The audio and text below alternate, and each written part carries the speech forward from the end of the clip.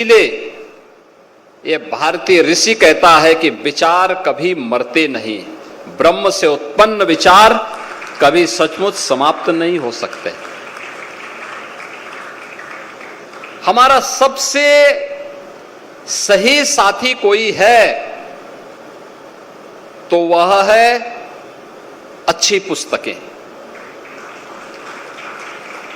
और जो बोला गया यहां पर अभी नेशनल बुक ट्रस्ट के अध्यक्ष प्रोफेसर मराठे जी ने जो बातें यहां पर कही कि हमें सामूहिक रूप से पढ़ने की आदत डालनी चाहिए। और मैं तो आज के युवाओं से कहूंगा कि 5 घंटे 6 घंटे स्मार्टफोन पर देने की बजाय केवल 1 घंटा रचनात्मक पुस्तक पढ़ लेंगे तो जीवन का कल्याण हो जाएगा।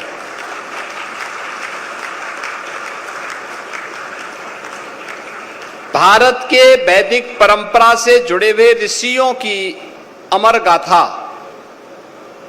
हमें वेदों उपनिषदों में देखने को मिलती है। ऐसे ही एक ऋषि हुए ब्रह्मवेता ऋषि याज्ञवल्क्य। उनके बारे में कहा जाता है कि वह वैदेह जनक राज की सभा के रत्नों में से एक थे और ब्रह्म पर उनके विचारों से राजा जनक भी अभिभूत होते थे, उनके साथ आत्म साक्षात्कार करते थे। उन्होंने आत्मज्ञान से संबंधित अपने उस महत्वपूर्ण ज्ञान से समाज को लाभान्वित किया। लेकिन एक समय ऐसा आया जब उनको लगा कि अब मुझे अपने आप को ब्रह्म चिंतन में ही पूरी तरह समर्पित कर देना चाहिए। कहते हैं याज्ञवल्क्य ऋषि की दो पत्नियां थी। एक का नाम था कात्यायनी, एक का नाम था मैत्री। ये दोनों अपने समय की ब्रह्मवादिनी थी। मैत्री और गार्गी का नाम तो कौन ऐसा भारतीय होगा जिसने न सुना हो। हर भारतीय के मन में उनके प्रति आदर का भाव होता है। जब भी हम आत्म तत्व की बात करते हैं तो गार्गी और मैत्री की चर्चा जरूर होती है। कहते हैं कि उन्होंने कहा कि वे मेरे पास जो भी संपत्ति है मैं अपनी दोनों पत्नियों को दे करके और पूरी तरीके से अब इससे मुक्त होकर के ब्रह्म चिंतन के लिए अपने आप को समर्पित कर रहा हूं। उन्होंने अपनी पूरी संपत्ति को 2 भागों में विभाजित किया। कात्यायनी को दिया, वो खुश हो गई। मैत्रेय को दिया तो उसने ऋषि से प्रश्न किया। उसने कहा कि ऐसा क्या है कि आप ये संपत्ति हमें समर्पित करके और कौन सा ऐसा तत्व है उसको ढूंढने के लिए जा रहे हैं। तो ऋषि ने उसको समझाया कि संपत्ति मैं इसलिए दे रहा हूं तुम्हें कहीं मांगना ना पड़े, कुछ ना करना पड़े, तुम आराम से अपना आगे का जीवन गुजर बसर कर सको, इसलिए इसको लेकर। उसने कहा नहीं, बहुत अच्छा उनका वो आता है। मैत्रेय कहती है ये ना हम ना नृता श्याम किमहम तेन कुर्याम, यानी जिस वस्तु से मैं अमर न हो सकूं उसे लेकर के मैं क्या करूं। यानी जिस वस्तु से मैं अमर न हो सकूं उसको लेकर के मैं क्या करूं। इसका मतलब ये जो धन धान्य आप मुझे दे रहे हैं इसके मालिक तो आप हैं, आप मुझे दे रहे हैं, इसका मतलब आप इस मानते हैं कि ये शाश्वत नहीं है, ये नश्वर है, तो फिर ये मुझे क्यों सौंप रहे हैं। मैं भी उस शाश्वत तत्व को प्राप्त करने के लिए आपके साथ ही चलूंगे। और वह शाश्वत चिंतन कोई दे सकता है, हमारी पुस्तकें दे सकती हैं, पुस्तकें दे सकती हैं। और इसीलिए प्रधानमंत्री जी ने कहा था कि when citizen reads the country leads. यानी जब लोग पढ़ते हैं तो राष्ट्र आगे बढ़ता है। पढ़ना और आगे बढ़ना यह भारत की परंपरा का हिस्सा रहा है। याद रखना, भारत ने दुनिया को विश्वविद्यालयों की एक श्रृंखला दी थी।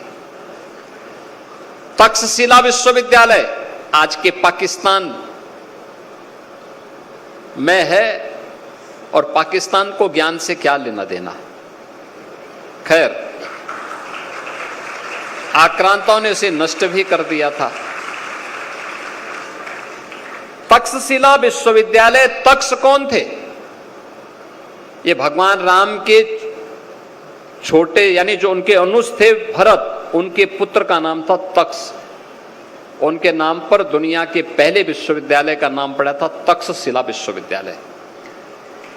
तक्षशिला विश्वविद्यालय अपने समय का दुनिया का पहला विश्वविद्यालय, जिसमें विज्ञान की, गणित की, साहित्य की और खगोल की, ज्योतिष की, हर एक क्षेत्र की के विद्वान उसमें भरे पड़े थे। ये सभी विद्वान उसमें पैदा हुए थे। सुश्रुत वहां पैदा हुए। सुश्रुत वहीं से आयुर्वेद में सर्जरी कैसे होती है, यह सुश्रुत ने दुनिया को दिया। यह वही विश्वविद्यालय है जिसने जीवन के यानी व्याकरण कैसे होना चाहिए, पाणिनि का व्याकरण भी इसी विश्वविद्यालय से आगे बढ़ा था। और यह विश्वविद्यालय आक्रांताओं ने तोड़ डाला, समाप्त कर दिया। उस विश्वविद्यालय में एक बात सामने आती थी और जो वहां के एक एक स्नातक के मुंह में होती थी, वह कहते थे अमंत्रम अक्षरम नास्ति। कोई अक्षर ऐसा नहीं जिसमें मंत्र बनने की सामर्थ्य न हो। यह व्यक्ति पे निर्भर करता है हमने उस अक्षर को कैसे शब्द बनाया है और शब्द का संयोजन कैसे किया है। यानी योजक मिल जाए, उसका कोई अच्छा पारखी मिल जाए, उसका बेहतरीन सजो करके अच्छी कृति दे सकता है। आज के समय में हमारे सामने जो सबसे बड़ी चैलेंज है, वह चैलेंज इसी बात की है। हम आज के समय में उस प्रकार की कृति देने में विफल हो रहे हैं जो लोगों को अपनी तरफ आकर्षित कर सके। इस पर लेखन, इस पर आत्ममंथन, इस पर चिंतन की प्रक्रिया को फिर से आगे बढ़ाना पड़ेगा, मजबूती से आगे बढ़ाना पड़ेगा। हमारे शिक्षण केंद्रों को, हमारे धार्मिक केंद्रों को इसका आधार बनना पड़ेगा। उसके लिए अपने आप को तैयार करना पड़ेगा। और मैं इस बात को कह सकता हूं, अच्छी पुस्तक हमेशा योग्य मार्गदर्शक के रूप में सदैव आपका पथ प्रदर्शक बनकर के आपके जीवन को आगे बढ़ाने में ही सहायक होगी। मौलिक कृति पर हमारा विचार होना चाहिए, चिंतन होना चाहिए, और उस मौलिक कृति के लिए हमारा जो भी प्रयास होगा वह हमें यशस्वी बनाएगा। हम महर्षि वाल्मीकि का स्मरण क्यों करते हैं? क्योंकि महर्षि वाल्मीकि ने एक मौलिक कृति रामायण महाकाव्य के रूप में हम सबको दे दिया। वैदिक संस्कृत ये व्याकरण निष्ठ था, थोड़ा आम जन की भाषा से अलग होकर के कठिन संस्कृत भाषा का उसमें इस्तेमाल था। लेकिन लोक भाषा में, लौकिक भाषा में व्याकरण को उस लौकिक भाषा में उन्होंने अपना महाकाव्य रामायण का रचा। महर्षि वाल्मीकि ने इतना उपयोगी हो गया, दुनिया के अंदर जितने भी भगवान राम पर साहित्य रचा गया उसकी आधारशिला कोई बनी तो महर्षि वाल्मीकि का रामायण बन गया, आदि महाकाव्य रामायण बन गया। तुलसीदास जी क्यों हमेशा के लिए अजरअमर हो गए? क्योंकि उन्होंने लौकिक भाषा, हमारी लौकिक भाषा अवधि थी, अवधि में उन्होंने रामचरितमानस रच करके लोगों को के अंदर, उनके सुख में, उनके दुख में, उनके हर पक्ष में राम के चरित्र को उनके अंतर मन में इस रूप में कर दिया। आप देखते होंगे इस पितृपक्ष के साथ ही प्रारंभ हो चुके रामलीलाओं का आयोजन। अगले 2-3 महीनों तक गांव गांव में आयोजन होंगे। गांव के ही कलाकार इसके साथ जुड़ेंगे। सामाजिक सौहार्द का और राष्ट्रीय एकात्मता का इससे अच्छा उदाहरण और दूसरा क्या हो सकता है। यह मौलिक कृति की देन होती है। ऐसे ही मौलिक कृति जब भी कोई रचता है, लिखता है, तो न केवल कृति अमर होती है बल्कि उसके रचयिता को भी अमर कर देती है, उसको भी अमर कर देती है। और उस मौलिक कृति को हम अच्छी पुस्तकों के ही सानिध्य में आगे बढ़ा सकते हैं। मैं नेशनल बुक ट्रस्ट को इस बात के लिए धन्यवाद दूंगा कि इन्होंने गोमती पुस्तक मेले के इस कार्यक्रम को आदरणीय प्रधानमंत्री जी की प्रेरणा से एक निरंतरता प्रदान की है। लगातार आगे बढ़ा रहे हैं। अभी लखनऊ में है और फिर नवंबर में गोरखपुर में ये लोग आ रहे हैं। गोरखपुर में भी 9 दिनों तक एक कार्यक्रम चलेगा। मैंने ही उनसे आग्रह किया था गोरखपुर में आने के लिए कि वहां पर भी करिए। और मैं फिर कहूंगा इन बच्चों से, स्मार्टफोन टेक्नोलॉजी एक हद तक हमारे लिए सहायक हो सकती है, लेकिन सब कुछ वो नहीं है। उस पर कम समय दीजिए। 1 घंटा पर्याप्त है। अगर आप डिजिटल लाइब्रेरी के साथ जुड़ रहे हैं, किसी डिजिटल क्लास के साथ आपको जुड़ना है, वर्चुअल क्लास के साथ जुड़ना है, तो आप उसका इस्तेमाल आधा घंटा, 1 घंटा कर लीजिए। बाकी आपके 4 घंटे 5 घंटे बचते हैं। उन घंटों में से 1 घंटा अच्छी पुस्तक को, अपने पाठ्यक्रम से इतर किसी अच्छी पुस्तक को अगर आप देखेंगे आपके सर्वांगीण विकास का मार्ग प्रशस्त होगा। और मुझे बहुत अच्छा लगा, यहां पर हजारों पुस्तकें हैं, सैकड़ों प्रकाशक आए हैं, 250 से ऊपर प्रकाशक, लाखों की संख्या में पुस्तकें मौजूद हैं। अगर लखनऊ का हर संस्थान के बच्चे यहां आ जाएं, एक बार देखें, एक एक पुस्तक भी यहां से खरीद करके लेके जाएंगे, तो वह कल्याण ही करेगी, अकल्याण नहीं करेगी। दूसरा, हमने यहां पे बच्चों को कुछ पुस्तकें दी हैं। मुझे अच्छा लगा। अभी जब मैं देख रहा था, जब मैं से यहां पर जैसे प्रवेश किया, मैंने सबसे पहले बच्चों को पुस्तकें दी, एग्जाम वॉरियर्स।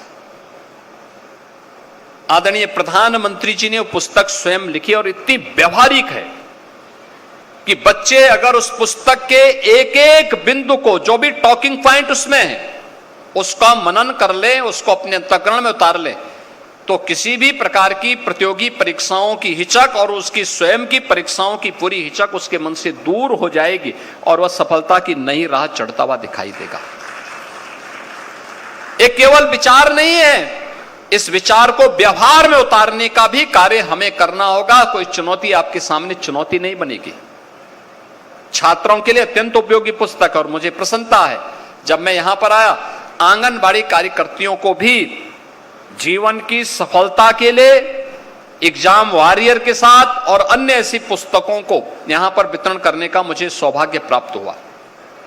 और यह महत्वपूर्ण इसलिए है क्योंकि इस कार्यक्रम के ठीक पहले मैंने उत्तर प्रदेश के 10-12 विभागों को मिलाकर के आज से हमने मिशन शक्ति का एक कार्यक्रम प्रारंभ किया है। मिशन शक्ति में नारी सुरक्षा, नारी सम्मान और नारी स्वावलंबन की थीम के साथ हम इस कार्यक्रम के 5वें चरण को आगे बढ़ा रहे हैं। और कितना अच्छा संजोग है कि गोमती पुस्तक मेले का यह 4th संस्करण है और मिशन शक्ति का 5वां संस्करण का भी मैं थोड़ी देर पहले लॉन्च करके आया हूं। तो दोनों मिलकर के आगे बढ़ेंगे। तो प्रधानमंत्री जी ने सेवा पखवाड़ा के अवसर पर हम सबको एक नारा दिया कि स्वस्थ नारी सशक्त समाज, यानी नारी स्वस्थ होगी तो समाज स्वयं सशक्त हो जाएगा। समाज सशक्त होगा तो राष्ट्र समर्थ होगा और समर्थ राष्ट्र ही आत्मनिर्भर और विकसित हो सकता है। विकसित भारत के लिए इस प्रक्रिया के साथ हम सबको जोड़ना पड़ेगा। मैं एक बार फिर से इस पुस्तक मेले के लिए नेशनल बुक ट्रस्ट और उनके सभी सहयोगियों को हृदय से बधाई देता हूं और विश्वास करता हूं कि आपका ये प्रयास समाज को एक नई गति देने में निर्णायक भूमिका का निर्वहन करेगा। आप सबके प्रति मेरी मंगलमय शुभकामनाएं हैं। धन्यवाद। जय हिंद। बहुत